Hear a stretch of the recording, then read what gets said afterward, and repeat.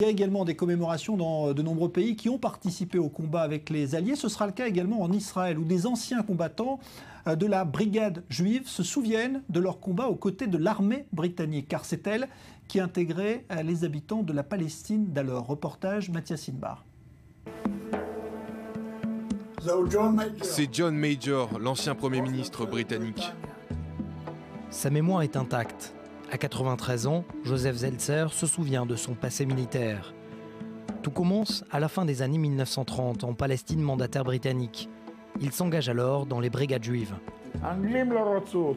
Les Anglais ne nous voulaient pas, mais ils avaient besoin de nous. Ils nous considéraient comme leurs serviteurs pour creuser leurs tranchées. D'Israël, on nous a envoyés en Libye, à Benghazi. Nous ne faisons que des missions de surveillance. Mais nous voulions avant tout nous battre, c'est la raison pour laquelle nous étions là. Ils ont finalement décidé de nous envoyer en plein désert pour nous entraîner avant le grand combat.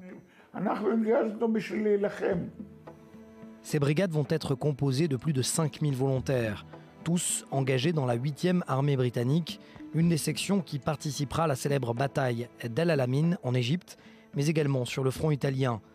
Deux combats auxquels Joseph et son unité participent.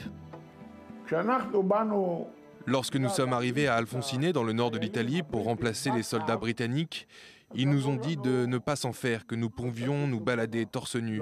Cela ne s'est pas passé comme ça. Pas une nuit ne se passait sans des échanges de tirs, d'armes lourdes, des tirs d'obus. 8 mai 1945, la date marque la fin de la Seconde Guerre mondiale et la victoire sur l'Allemagne nazie. Mais pour Joseph, c'est surtout le début d'une nouvelle aventure qui va le mener à la guerre d'indépendance d'Israël en 1948.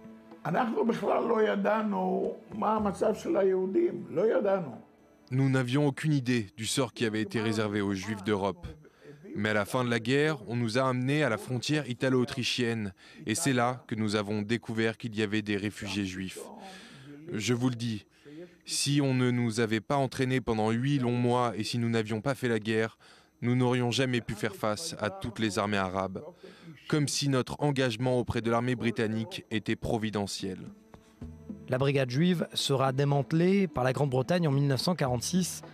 La plupart de ses membres passeront ainsi de l'uniforme britannique à celui de l'armée israélienne. Une image à présent qui tente